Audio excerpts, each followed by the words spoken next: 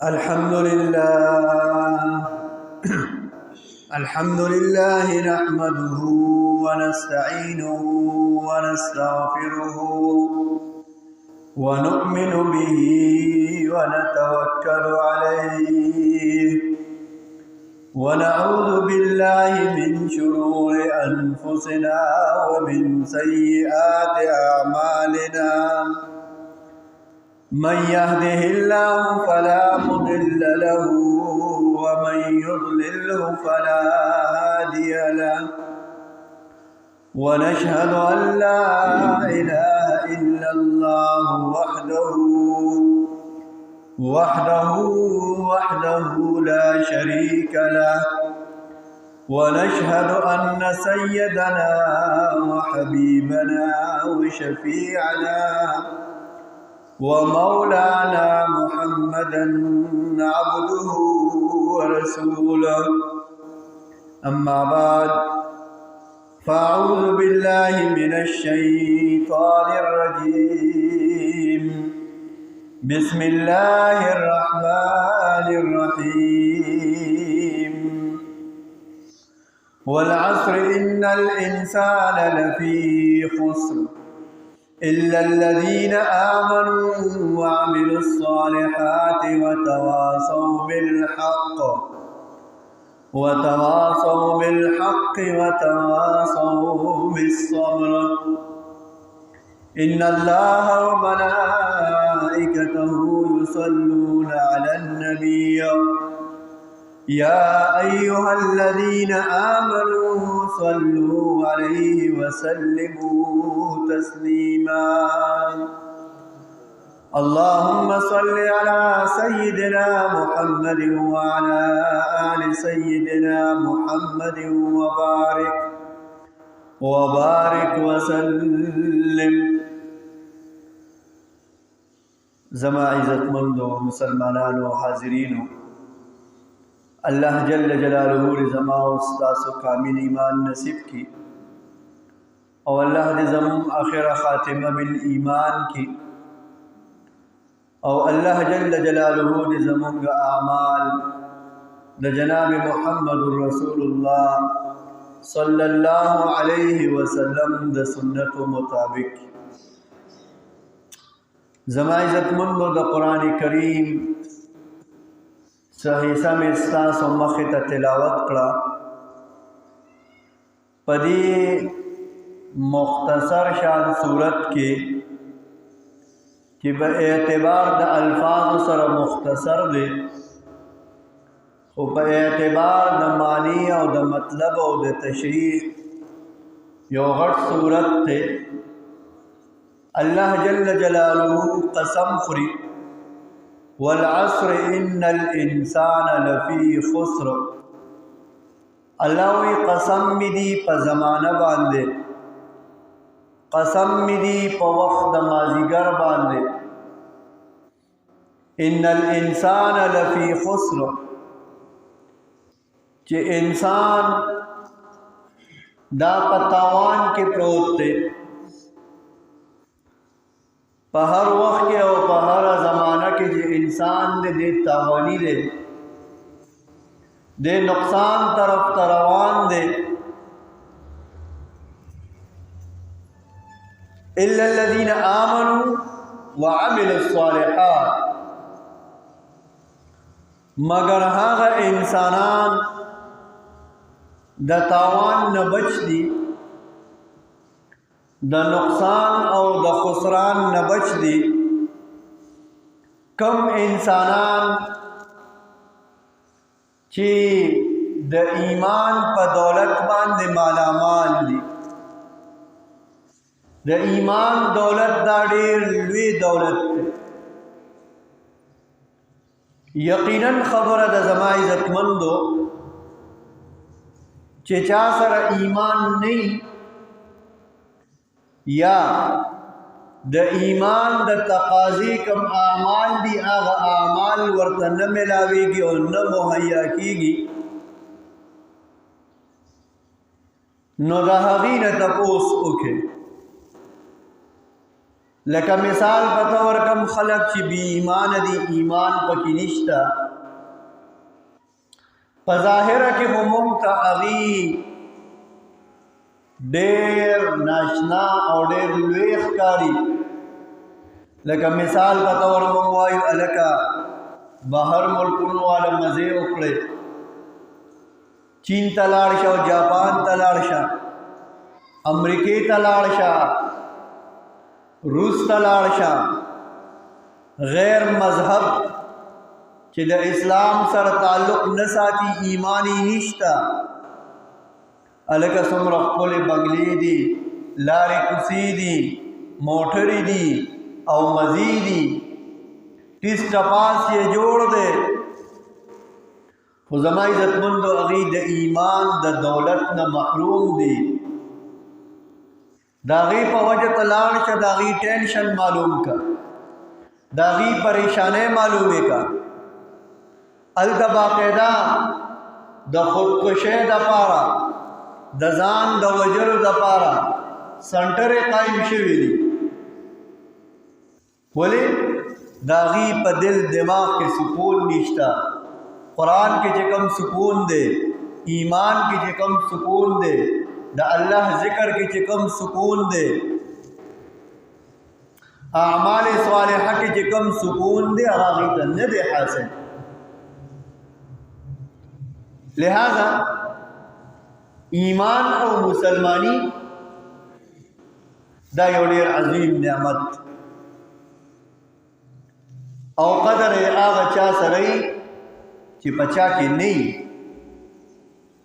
د هغه چا نه د مونځ د قدر تپوس وکړه چې په کوم ځای کې په مونځ پابندي د هغه چا نه د جومات تپوس وکړه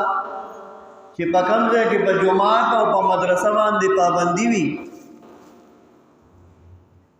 د هغې غوږونه او د هغې لاس او پښې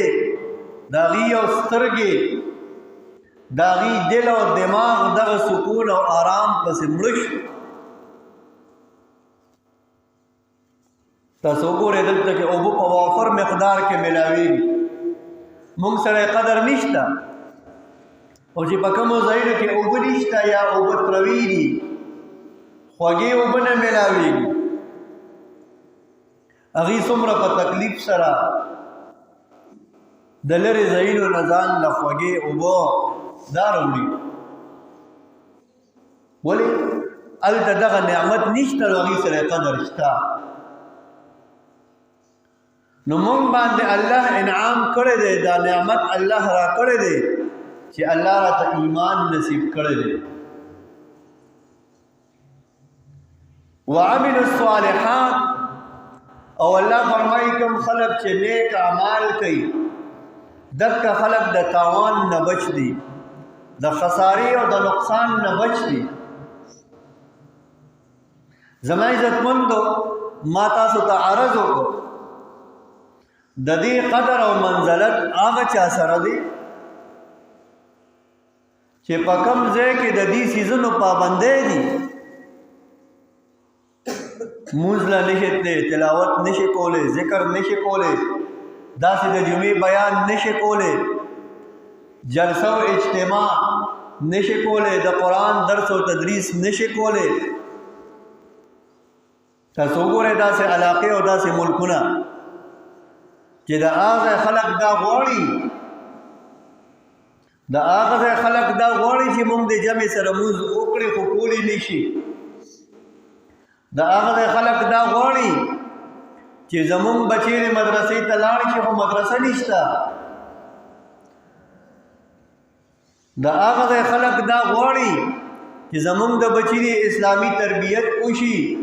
خو علما نشته څوک ورته تربیت نن موږ سره قدر نشته دغه رنګې په خپله معاشره کې سوچ وکړو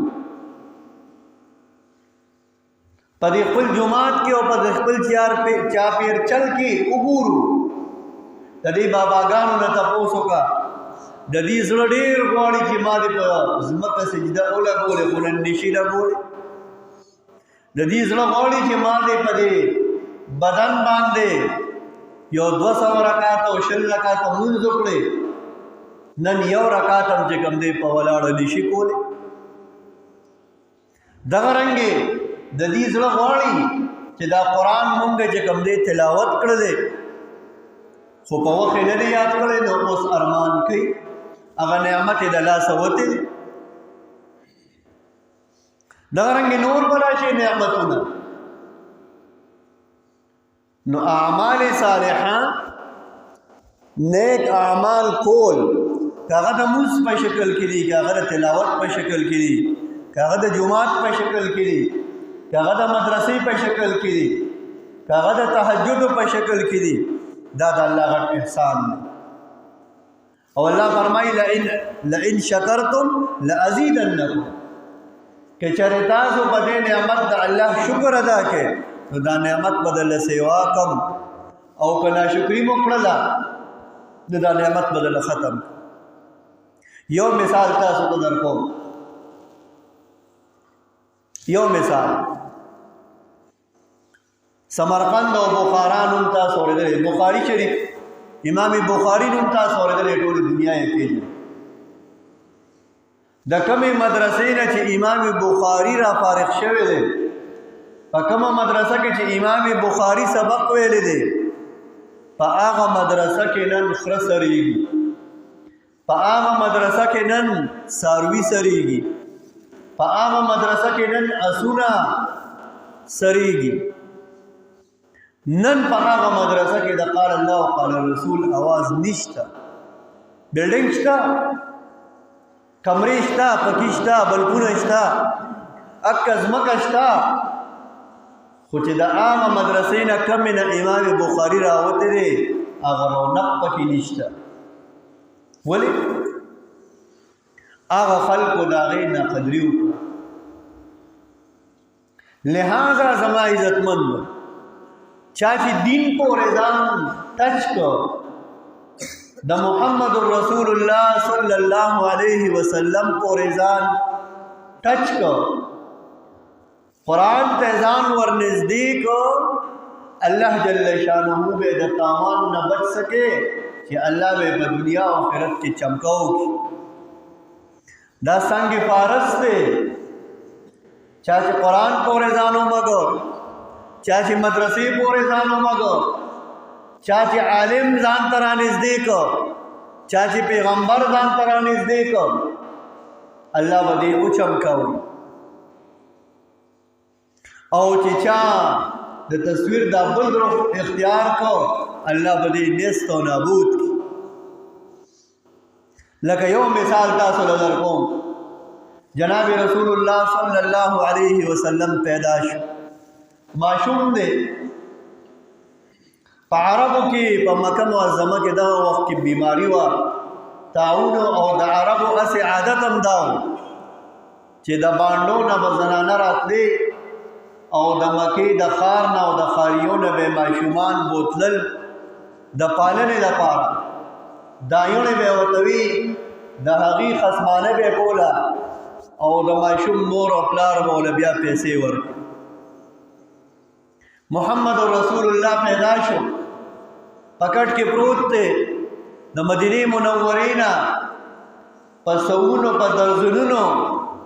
قافلې رالې د مکې ښار ته، چې ځان له به مزدوري او دیاړي په دې شکل کې وکړو چې ماشومان به دلته نه بوځو. د مدینې ښار د هغې آب و هوا مزیداره وه، د مکې آب و هوا هغه غریزه علاقه وه، نو هلته به خلکو د ماشومانو پالنه کوله. محمد رسول الله ماشوم پروت دی، یوه زنانه راله، بله راله، بله راله، بله راله، ځان ته یې رانږدې نه کو، په دې وجه چې دا خو غریب دی، دا خو یتیم دی، د ده مور سره دومره معاوضه او تنخوا نشته چې موږ له راکړي. او یوې زنانه ځان ته رانږدې کړه. ګوره زما عزتمندو، د دین کار کول غواړي، محمد رسول الله ته ځان نږدې کول غواړي، پیسو ته به نه ګورې، دنیاوي پیدو ته به نه ګورې،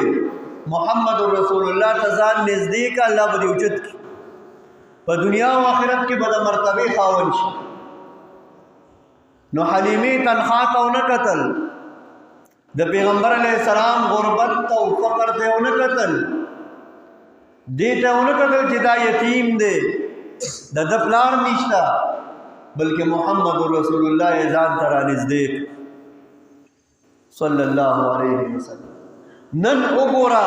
1400 کاله پس ما د حلیمی نوم واغست، تاسو ټول وپېژنده که هم نه پېژنده؟ د حلیمی نوم هم وپېژنده که هم نه پېژنده؟ او د حلیمی نه علاوه په درزنونو خلق دې ماشوم پسې راغلي وو، خو نبی علیہ السلام یې ځان ته رانږدې نه کړو. تاله نوم درځي، مال نوم راځي، کتاب کې نوم شته نشته، ختم، کیسه ختم. لہذا زما عزت مندو دا یاد ساته، چا چې قرآن سره ځان نږدې کو، چا چې اسلام سره ځان نږدې کو، چا چې محمد رسول الله سره ځان نږدې کو، چا چې مدرسې سره او عالم سره ځان نږدې کو، الله به په دنیا او آخرت کې چمکاو. او دا برکت د محمد رسول الله دی صلی الله علیه وسلم، دا برکت د قرآن دی او د اسلام دی. لہذا زما عزت مندو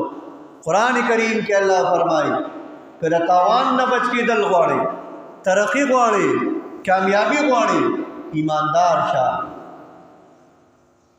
اللہ فرمائے یا ایوہ الذین آمنوا آمینوا، اے مسلمانانو مسلمانان شے. قرآن وی خواہ زنوے ما حضر جمعات کی اس جمعہ ماندن پس اعلان حکمہ او تاسو ټول ته ویم چې کینه ټول مسلمانان شي، ټول څه شي؟ مسلمانان شي. زما غوالو غلبنه معلومي داسې ده کنه. اره یو به وایي چې ولې ته مسلمانان نه ښکار، خو قرآن وایي اے مسلمانانو مسلمانان شي.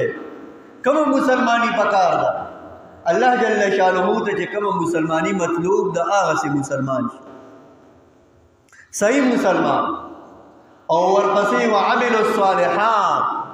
الله وی د تاوان نه بچ خلق هغه دي چې هغه نیک اعمال کوي،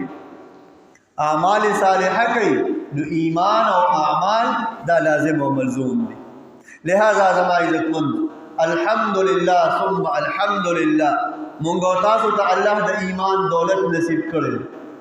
او د اعمال صالحه د پاره الله پاک مونږ او تاسو ته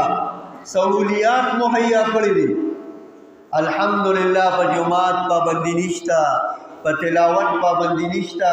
په مدرسه پابندی نشتا، په ذکر پابندی نشتا. دې ډول کې زما یو ملګری دی په سورته وي برمنګم ورته وي انګلند، هغه وي مونږ اذان نورو، خطبه نورو، هیڅ نورو، د هیڅ نه خبرې. هلته به باقاعده چې کوم دی درخواست لیکي چې زه مسلمان یم او زه دا غواړم چې زه د جمعات اذان واورم، زه د جمعات خطبه واورم. نو چې درخواست ولیکي، درخواست د پس بشل دستخطي او بلا کسی پیسې وي، د هغې نه پس بس ستا کور ته وای فای ولګي. نو چې په جمعات کې اذان کېږي نو هغه به صرف ستا په کور کې، ستا په کمره کې اورېدی شي، بل ځای کې به نه شي اورېدی. د دې نعمت نه هغوی محرومه دي زما عزتمند. لہذا مونږ او تاسو د دې نعمت شکریا ادا کړو. خپل جماعتونه الله را کړي دي، مدرسې الله را کړي دي، علماء الله را کړي دي، حافظان الله را کړي دي. د دې نعمت شکر ادا او د دې نعمت شکردار زما عزتمندو چې مونږ او تاسو دا جماعتونه آباد، دا مدرسې آباد، د علماء سره تعلق وسات، د اعمال صالحه او پابندي وکړو. نو یقینا خبره زما عزتمندو څنګه چې بیا الله فرمایي چې څوک کامیابېدل غواړي هغوی د ایمان او اعمال والا جوړ شي، الله به کامیاب کړي او دوی به د تاوان نه بچي. الله جل شانه زمونږ او ستاسو ایمان او اعمال د دواړو حفاظت وکړي. الله جل شانه ما او تاسو له بدې خبرو عمل کولو توفیق راکړي. وآخر دعوانا ان الحمد